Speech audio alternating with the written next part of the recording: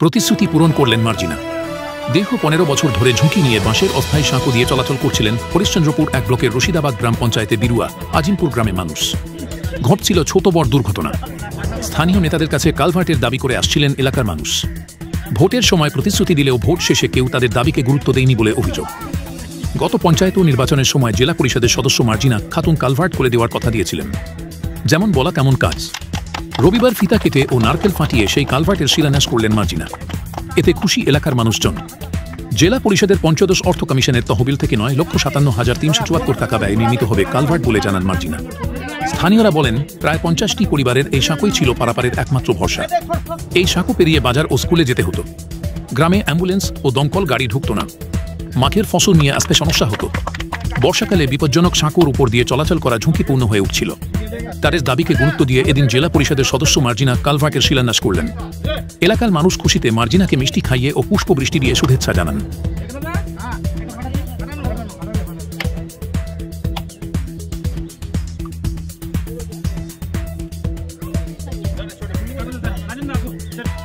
রশিদাবাদ জিপির অন্তর্গত বিরুয়া আজিমপুর, মানে ওই পাড়া বিরুয়ারই জায়গাটা, বিরুয়া আজিমপুর জায়গাটাতে এখানে এসছি সাইরুল চায়ের দোকান থেকে মোজো হাউস পর্যন্ত।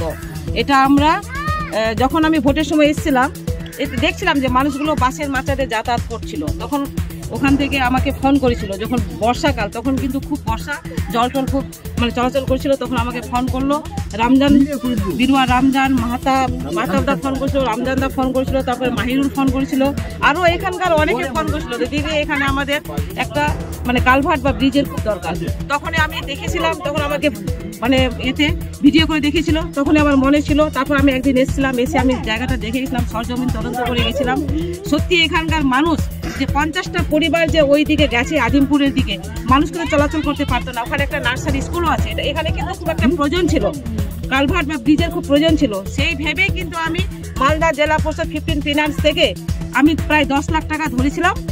এখানে স্যাংশন হয়েছে 9,57,000 সামথিং কিছু টাকা। এখানে এই কাজটা হয়ে এখানকার মানুষের খুব উপকৃত হবে, মানুষ চলাচল করতে পারবে। এই যে বাচ্চাগুলো স্কুলে যাচ্ছিল, কখনো জলে পড়ে যেত বা আর কিছু পড়তো, বয়স্ক লোকরা বাজার করতে যেত, খুব অসুবিধা হতো।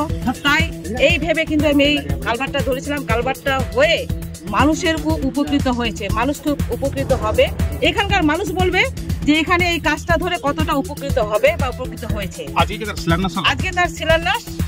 তার শিলান্যাস হলো। আপনারা দেখেন যে মানুষের কত উচ্ছ্বাস, মানুষের কত ভিড়, কত আনন্দিত হয়েছে এই কালভার্টটা হয়ে, বা কালভার্টটা যে শিলান্যাস হচ্ছে আজকে। কাল থেকে কাজ বা পরশুদিন থেকে কাজ শুরু হয়ে যাবে। কালভার্টটা খুবই অসুবিধা হতো, জমির ফসল পানি লাগার, বিয়ে বাড়ি, এবার একটা স্কুল আছে, নার্সারি স্কুলের বাচ্চাদের যাওয়া খুবই অসুবিধা হতো। এটার জন্য খুবই চিন্তিত ছিলাম। এখন হয়েছে। ওই পারে প্রায় কতটি পরিবার বসবাস করছে? এই কালভার্ট না থাকার কারণে তারা কোন দিয়ে ঘুরপথে যাতায়াত করতো? এই বাসের বেড়া দিয়ে যেত, খুবই অসুবিধা হতো যাওয়ার। এখন বর্ষা পড়ো, এতে কখনো কি তারা দুর্ঘটনা কমন করেছে? হ্যাঁ পড়েছে, বাচ্চা পড়েছে, পড়ে গেছে, খুবই অসুবিধা। আজকে কার উদ্যোগে আজকে এসে শিলান্যাস করা হলো? আজকে কি শিলান্যাস করা হলো? কাজ কবে শুরু হবে বলছে? আপনার নাম, আপনার পরিচয়? মার্জিনা যে জেলা পরিষদের মার্জিনা খাতুন, উনি এই দেখে গেলেন। তাকে বলা হয়েছিল যে আমাদের এইটা অসুবিধা আছে, দীর্ঘদিন 20-25 বছর ধরে ওই পারে একটা নার্সারি, ভর্তি শিশু মাদ্রাসা আছে, প্রায় 150 থেকে 1500 জন ছাত্রছাত্রীরা পড়ে, এবং আমিও ওখানকার শিক্ষক, আমিও ওখানে শিক্ষা দীক্ষার্থী। প্রায় 50টা বেশি পরিবার ওই পারে গিয়ে যাতায়াতটা কতটা মানে ব্যর্থ হয়েছে, এইটা আজকে যে শ্রীরামগঞ্জ করলেন মার্জিনা দিদি জেলা আমরা খুব গ্রামবাসীরা উৎসাহিত।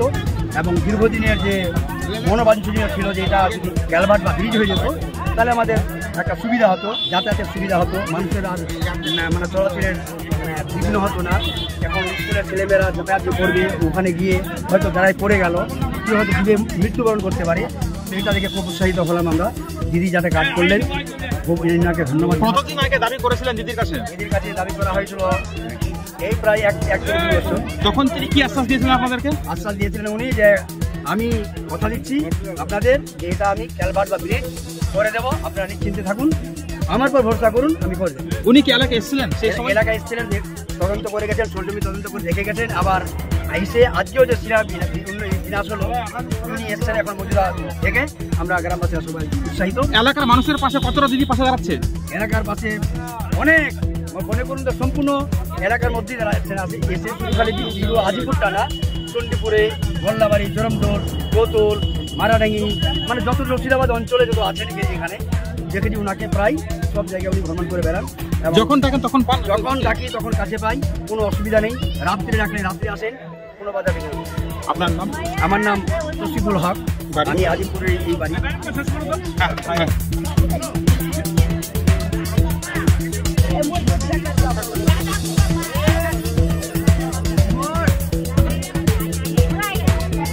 মালদা থেকে দেবাশিস পালের রিপোর্ট, রাজারহাট বার্তা।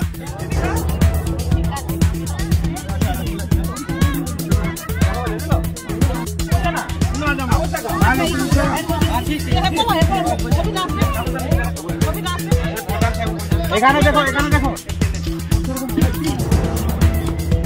বাইরে এখানে কোনটা?